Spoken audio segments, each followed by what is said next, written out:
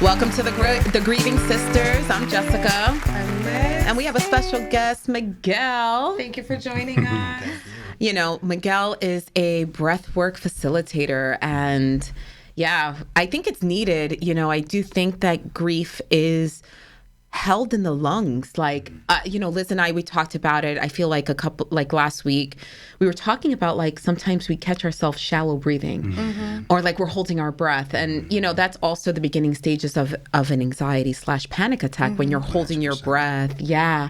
So, you know, we decided to have him on. I mean, we needed something, a tool, a healthy, positive tool to use to talk about grief and stuff like that. So I don't know, let's get started. Tell us, what is breathwork? Like, if people don't know, like, what's breathwork? Yeah. Well, breathwork for me has been a conscious practice to help shift or use my breath to shift my physical, my emotional, my mental state. Yeah. So it, I don't know, it allows my body or space for my body to be able to handle like heavy emotions such as grief, sadness, anger, resentment, whatever it is that comes up. Yeah. Oh, so that it just really helps regulate my nervous system and helps many others regulate their nervous system as well. Got it. Yeah. Got it. Yeah. So if you guys don't know, like, obviously, like, we're just so, like, I'm like this. I gush over Miguel because, like, we've been soul friends for eons. And that's something that I was explaining to Elizabeth, that, like, we just always have this, like, deep connection. And, you know, I also interviewed him at Planted Seed as well. Oh, there's so much love. And I interviewed him at Planted Seed, and we actually went outside. We drank cacao, and we, like, opened up I remember you telling me. Yeah, and it was just so profound. I did hug a tree, and I posted it. I hugged a tree, and I posted it. And, you know, it came in a good timing for Earth Day that I was like, come on, let's hug a tree. And then we were getting bitten alive. Yeah. And then, but yeah, so I guess tell us a little bit how you were able, like, how did you figure out you were getting into breath work? Yeah, well, it's interesting. I got into breath work, I would say 2016, and that was just to see how long I can hold my breath. I had no awareness of like what it was doing to the body. I just knew I can hold my breath now for 3 minutes through this breathwork practitioner called Wim Hof. And you know, as I just left that practice there because I just wanted to show my kids I can hold my breath for that long. And 2018 came where I was going through a divorce and I was in a season of just emotional unraveling for me, and breathwork came in at the right time to meet me, to help me really go through and ride through these emotions that were coming through. So to really just like give space to all of the sadness, all of the grieving of the, you know, not only the relationship, the 10-year relationship that I was in, but also like my own identity that I built along and around that relationship. So breath work was a vital tool for me in that moment and in that time. And I started to dive into meditation as well to help me understand what was coming through, what was coming up.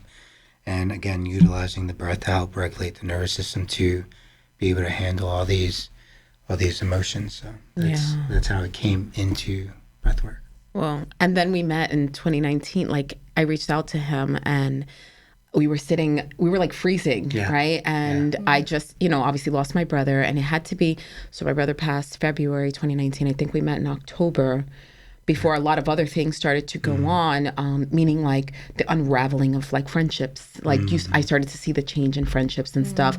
And I reached out to Miguel. I'm like, hey, and we've always been in touch. Like, we've always talked through social media and stuff, but we haven't seen each other in years. Yeah, It was like over like 15 years because like we were our best friends, like wingmen. Yeah. So like that's how we met. Like it was just like went over. So we actually did breath work by the water. And I was like, well, why aren't you doing this for a living? Like, this is phenomenal. And he was just kind of like, Well, funny you should say that. You were debating on going to the school, or No. no? Wait, what happened? You're the one that planted the seed. Oh boy, right? here we go. Pun intended. But yeah, I mean, that was a turning point for me when you reached out because you saw me doing my practices on Instagram, and I was sharing my breath work, I was sharing my meditation, and I was always in such a feel good state, and I just shared that on social media, and then she reached out and said, hey, I'm just feeling like it immense anxiety. That was I couldn't breathe. Yeah, that was like it was really bad. Yeah. Like I was like, do I smoke cigarettes? Like, do I need to inhale? Yeah. Do I go smoke a hookah? Like, do I go run a marathon? Like, what is it? Like, I can't breathe. Yeah. Like, it was so like just It's like this weight on your chest. like those weighted blankets, Oh, yeah. like, Yeah. or just like someone just stepping down on your lungs. And I was just like, all right, I've tried this, I've tried that, I've tried drinking it away. Somebody was smoking a Newport. I took a pull. I was like, ugh, I haven't done this in high school, since high school. And then I was just like, what is it? Like, what can I do? And then long and behold, like it was just, it was so good. It was at that moment. And then I was like, you know what? This is more positive. It's more healthy to kind of deal with that. Oh yeah, 100%. Yeah. Yeah, so you're the one that actually just helped spark up that idea of, okay, maybe I should become certified. I should become a meditation guide and a breathwork practitioner. And I think that's where the turning point was in my life.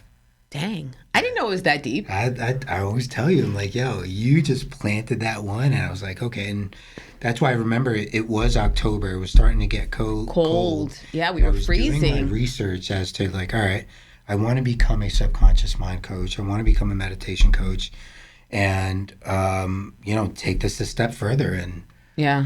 December was when I signed up with this remember. with these two coaches. That were out in Montclair, and I was their first, I guess, like student that applied or, signed on. And January came, and the rest is history. Right. I was telling Liz that she should be a grief coach. Yeah. I'm really into it. Yeah, I'm of gonna look course. into it. Yeah. Yeah. Yeah, you're experiencing it. You're Yeah. going through it. Yeah. You're going to be able to tell and guide and show people the way and show that there is a softer, lighter moment that you'll get to arrive once you do. Yeah. If you haven't already. Yeah. Yeah. Absolutely. That's powerful. Yeah, and I think that it just needs to be talked about more. Oh, 100%. So it's like becoming a grief coach is really inviting these kinds of conversations where most people are just like we talked about, like giving people space. Like it's the opposite. That's what's needed, right? Yeah. Yeah. Yeah, But I even agree. so, like, so what do you feel like grief, like, so obviously, this is what we talk about and things like that. How do you feel like breathwork really helps with grief? Because, right, like, I feel like that was one of the questions that, like, Liz and I were talking about, like, how does breathwork really, like, help? Yeah, you had to piggyback on that question. You had wrote this here, Jess, and I had it in my head too. Go ahead. A lot of people say grief feels too big to hold. Yeah. And can breathwork help us safely feel and process those intense emotions? Yeah. When it feels like overwhelming. Of course. I mean, what happens with grief or, trauma in a sense, right? What happens in the body is that we tend to be in a state of fight or flight, right? Or even a freeze moment where it's just like, I could speak from my own example when I was going through my own grieving process of being home and not being able to do anything but just cry or wonder, how did this all happen and why? So it's just like being stuck and frozen. So that's what I feel grief or any type of trauma does in the body, is just it shifts into the the sympathetic nervous system to put us in that fight or flight or freeze mode. So breath work, how breath work can help us is that breath work activates or actually regulates the nervous system and activates the parasympathetic nervous system, which is the rest and restore state. Okay, so when we experience so much grief that can be overwhelming and overbearing, and we don't know how to handle it, breathwork just invites us to take a gentle pause and to breathe as slow as we can, so that we can expand the space within our body to be able to ride the emotion through, right? To not suppress it down, to not, just go on about it and everything's okay, or have people say, hey, don't worry, you'll get better with time. It's like, no, it's just more like time heals all. Sweep it under the rug. It's impossible. I know this for a fact, because this is just my experience with clients, with my breathwork events, is that the breath just allows the nervous system to slow down, to calm down, and to be with all that is coming up. Like really be present. Be fully present, and also to reconnect with the body, because just think about it. Grief can, at least for me, and you guys can let me know if you resonate with this, grief can, in a sense, cause us not to trust our own bodies, because it's heavy, it's foreign, it's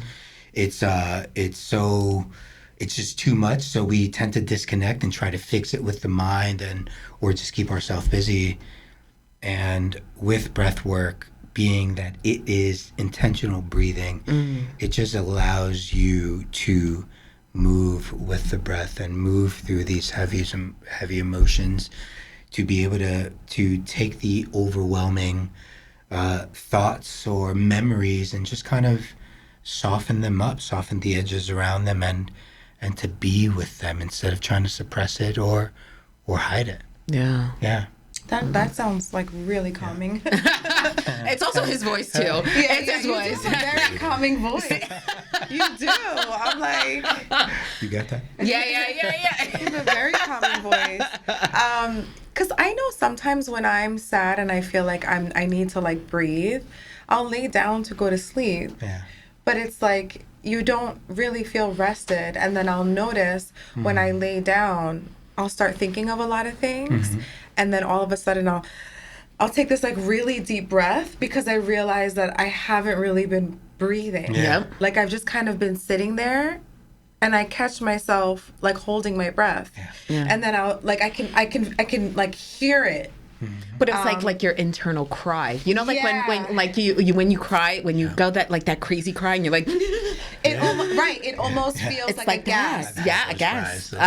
It almost feels like a gasp. Yeah, right. Yeah. It almost feels like a gasp. Like and it's like it feels like you're gasping, but you're not about to cry. You're just like your body needed that that deep inhale. Well, that's the body trying to regulate its nervous system, right? And then breath work helps honor that. Yeah. Right? You move with it. Now it's like, okay, I feel that my body needs a full deep breath right now. Let me just honor it with the breath, with more intentional breathing. And pay attention to the breath. Yeah. Got it. Just bring the awareness. And here's another thing too that people may not realize, right?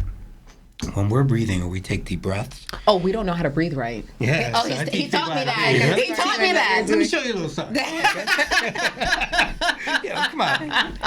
All right. So just place both your hands here, right? The proper way of breathing is to breathe into the diaphragm, right? The belly. So as we're taking a deep breath in, we're going to expand the belly, let that belly come out, and not be ashamed of this big old thing right here. And then exhale. So we're going to try that again, okay? So we're breathe in, let that come out, and exhale, right? Because we're putting too much work here, and it's very shallow. This is where all the anxiety attack comes, all the anxiety, panic attacks come.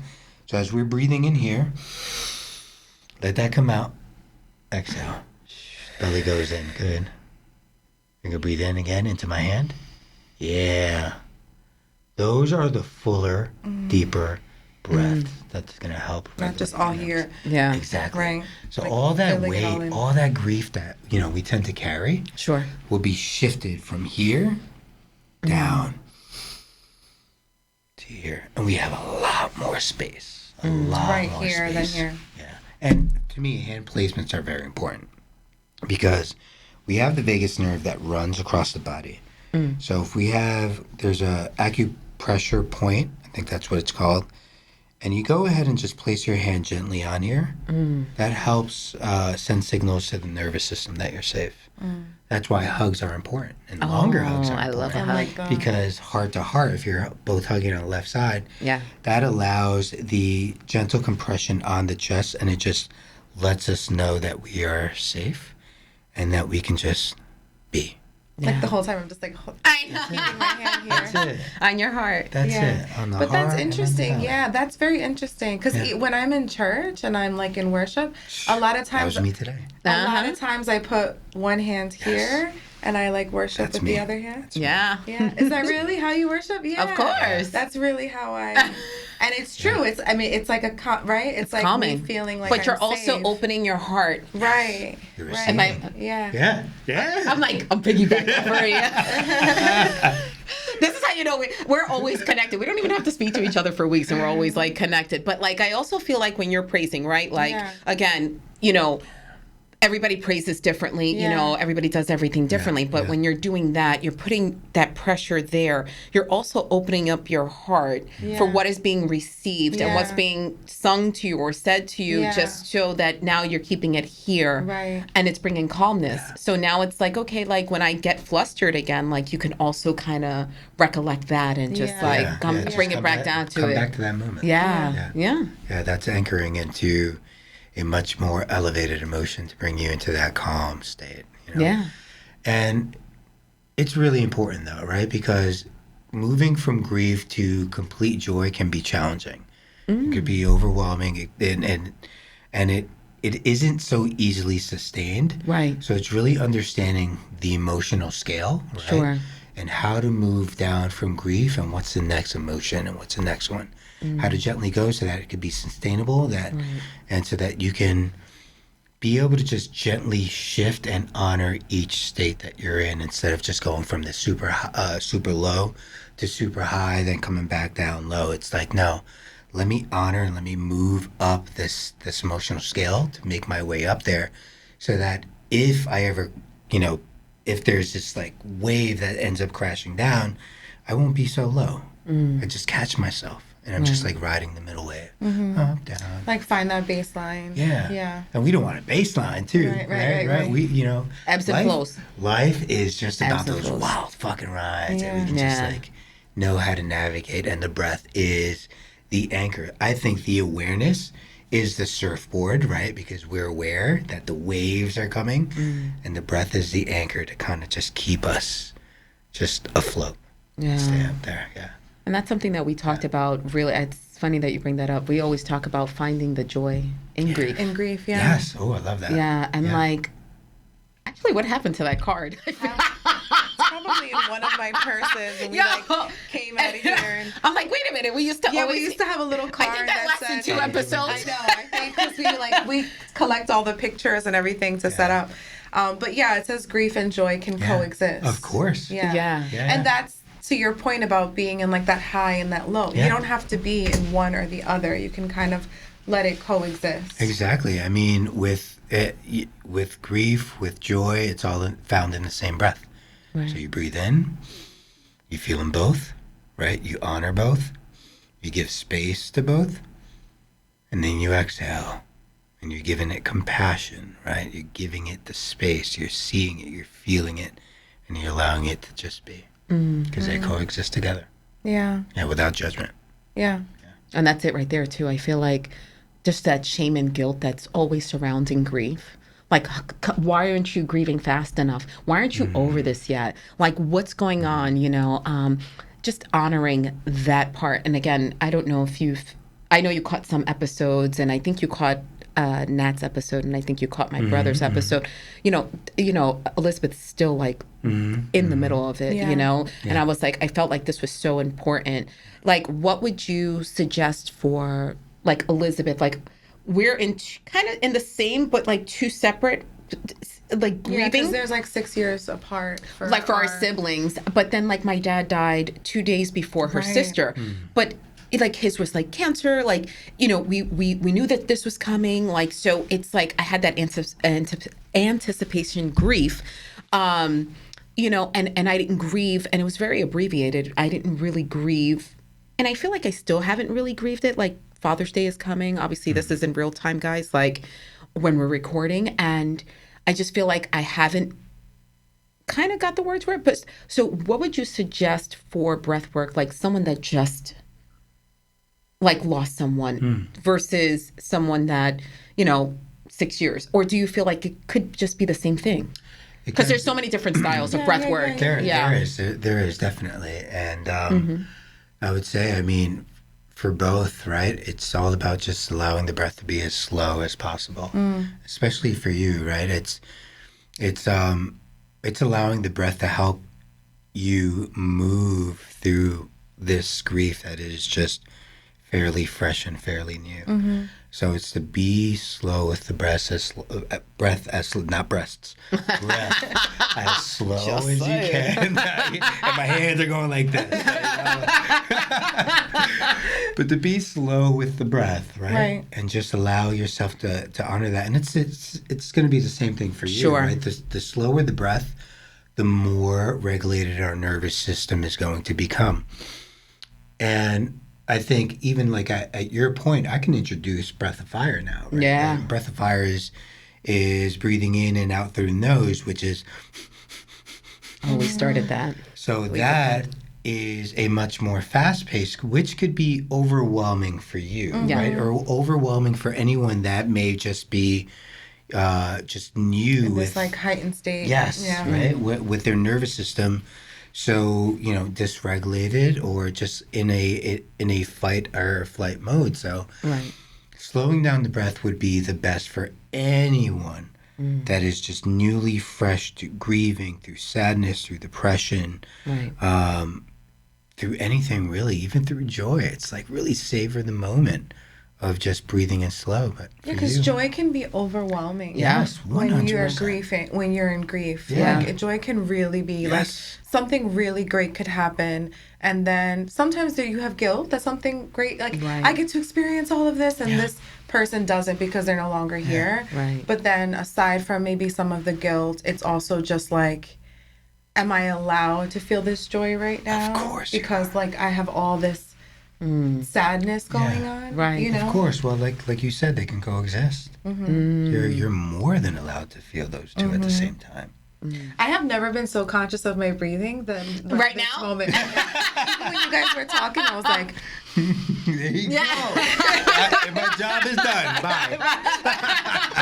But it's true. I'm like I'm really paying attention. And the thing is, he'll catch on to it too, and he'll be like, "You need to breathe." Right. He'll be like, "You need to," and maybe I don't know. That's just because you're comfortable with like, and we just have that. Yeah. That he's like, "Jess, you're not breathing," and I'm just like, Or I simply take a deep breath for you. Yeah. And and I like to do that for people that I see whenever I'm out and they're either angry or frustrated. You know, I just tend to take a nice deep breath for them and just let it go. right. You know, so that is great that you're doing that, because that's a great sign that you have gently taken your power back and come back to your body. You're reconnected with the body now. You know, it's no more of trying to fix grief or to understand what's going on or to fix myself or you know, why am I not healing? Why is this taking long? But it's more so of honoring yourself, and you're honoring yourself in that moment. Right. And that's good. That's beautiful. And it's just going to keep getting better and better. And your breath is going to get deeper and deeper, deeper and deeper. Yeah. I love it. I love it. I'm like going to be so cognizant of it now. Yeah. Especially like getting ready for bed and things like that. Yes. Oh, that's like the best part time. of your like nighttime. Well, because the thing is, like everybody has a routine, right? Yeah. Like Right. we have a nighttime skin. I mean, we're 40. Yeah. We have a Excuse me. skincare routine. We sure do. This That's what all women do. We start, yeah, but once you hit a certain age, it's like, okay, I need to do all of these things, or I'm gonna pay for it. But part of how we take care of our hair, how we take care of our skin, how we clean our bodies and take a bath before we go to bed. You know, like adding breath work to your routine. It's a game changer. Yeah. Right. Even in the shower. We've talked about this. Yeah. So I've actually, and then we can get into some breathwork stuff. I actually experienced BRC. Yes. So he took me, I don't know what year was that. What year of my grief was that? Maybe year 4. Cold plunge. Wait. Cold. Oh, same. I got a tub in my house. Wait, so and now he's going to start doing it in his house. So I'm so excited for that because I just feel like I'll be a little bit more comfortable. So when we went to BRC, it's just like you're going down this metal stairs and then like you get pins and needles in your feet and you're like, yo, but I can't even move my legs. How can I get, bro, what are we doing? You know what I mean? And you know, black people can't swim. Yeah. So, not all. I'm not going to generalize, but you know, so like things like that. I didn't know that about you. No, I mean, if my life depended on it, girl, I'm Michael Phelps. We did. We went to the APA and we went to North Bergen Pool. Yeah. I'm like, no. I mean, I probably was in like the lower levels, but like 3 feet, 4 feet. That's it. I probably just thought that you didn't go underwater because of your hair. Well, that too. I mean, who wants to? Right. Nope. No. Yeah. That was the. Yeah. That was the excuse. I do really like holding my breath underwater. Yeah. Oh, I love it too. Oh yeah. I really do. Like I love to take baths and I love to just go all the way in and like hold it for as long as I can and then come up and breathe. Yeah. I don't know why I really like to do that. Sometimes it's scary. Yeah. No. I mean, it's fun. So that's why I first started breath work, is I wanted to hold my breath underwater for so long, and I held it for 3 minutes. So it's like, yeah, it's just so profound. And to me, it's like a psychedelic experience, even underwater. I mean, it's like everything is just silence. It's muffled and you're just there, holding your breath, right? And it's almost as if like you're in the womb. I was just thinking that, like in utero, safe. like that's how it is. Yeah. That's it. See, bringing more peace and joy, you know. And then the funny part is that we went to each, like what is it? Each sauna and did breath work in each sauna, and then went to do the cold plunge, and then just to go back into another sauna. I was like, dude, you're trying to kill me. Like, what are we doing here? You know what I mean? And he was like, no, we're going to get through this. Come on, we have 2 more rounds. And I go, 2 more rounds? You're so... You probably slept good that night. Oh my God, it was the best sleep ever. Like, are you kidding me? I wish I could do...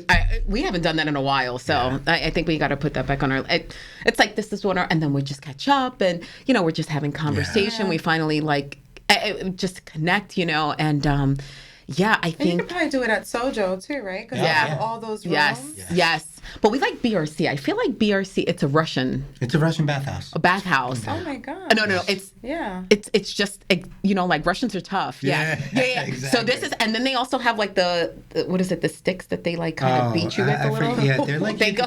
It's like eucalyptus, like, and they give you the bath and they do it on your back or whatever. And like you go in there with a little hat and whatever. So it's like really intense in there. But maybe that would be a field trip.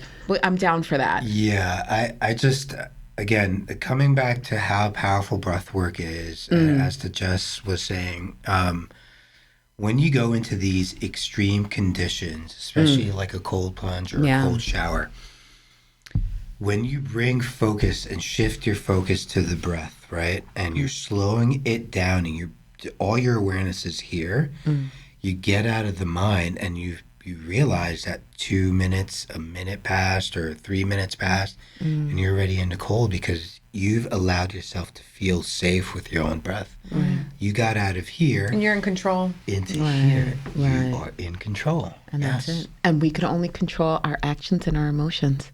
So this is just like an additional tool. Like once you kind of, it's not like a mastery, right? Because I feel like you're always learning something new.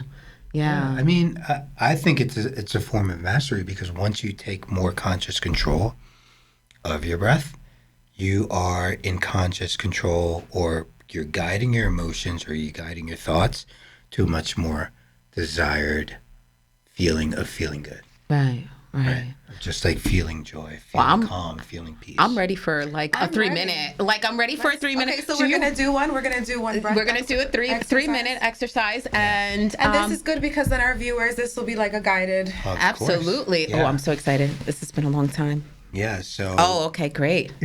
I don't know if you heard that. I didn't hear it. But no. You got it. Yeah. All right. So for you both, just find yourself a nice, comfortable position. Mm-hmm.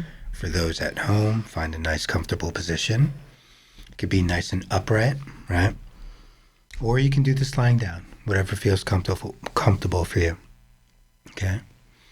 And like we did before, you can place your hand on the belly and one hand on the heart. And as we are breathing, we're going to expand the belly. So as we inhale, the belly comes out. Breathe in. And exhale. Good. Feeling the belly fall. Once again, breathe in. And exhale. Good. We're just going to remain here.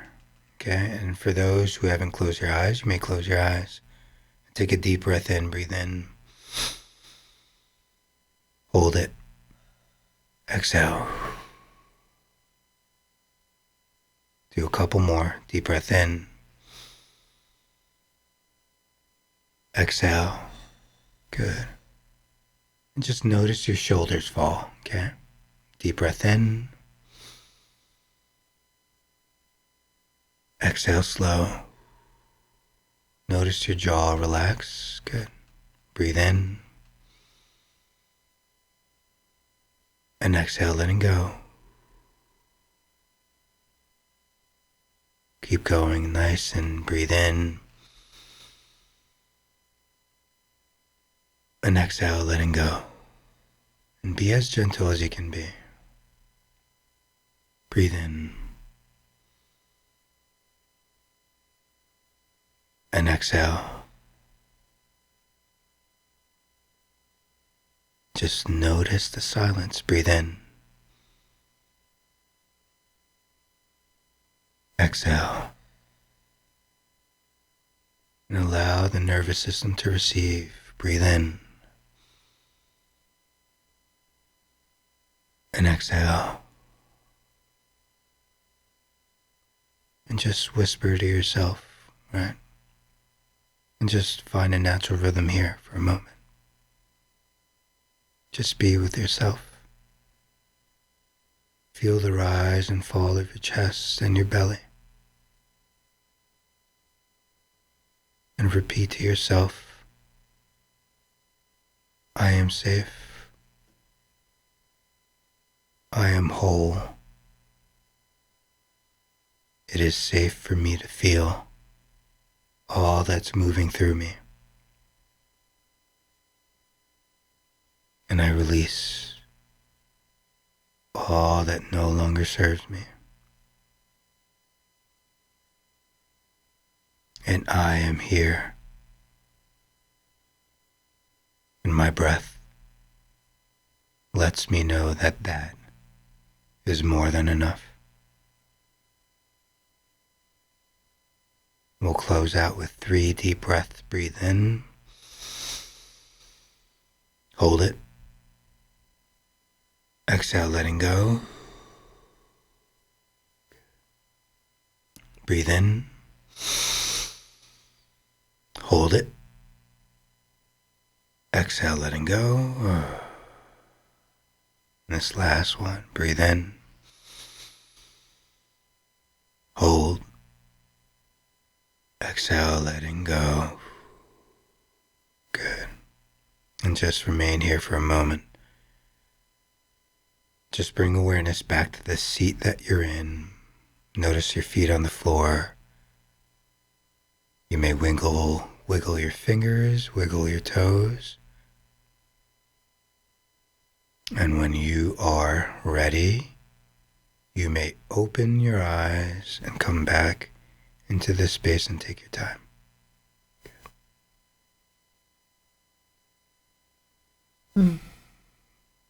That was awesome. Yeah. Thank you. Thank you. Where can they find you, Miguel? I almost forgot where I was for a minute. I opened my eyes and I'm like, oh my God, there's so many lights. So just let everyone know. I know now I had to be like, I'm still in podcast mode. Like we're still recording. Yeah. Just let everybody know where they can find you. Yeah. Obviously, the Positive Soul Shaker. Yeah, that's right. Yeah. My Instagram handle is @positivesoulshaker.com. Not Positive Salt Shaker, because I had somebody look. Oh my gosh! And they're like, I can't find you. Oh my gosh! It's positivesoulshaker.com, and on through my website, it's www.positivesoulshaker.com, where you can see all the events of in-person events. Yeah, he does different events in person, online sometimes. Yeah, awesome. Yeah. Thank you so much for coming. Thank you. Thank you. I love you always. I love you. Thank you, everyone, for listening. I know this is a little bit on the longer side, but you can just get some 3 minutes of breath work in here. You can find us on TikTok, Instagram, YouTube, Apple Podcasts, Spotify. I mean, we out here. Thank you. Thank you.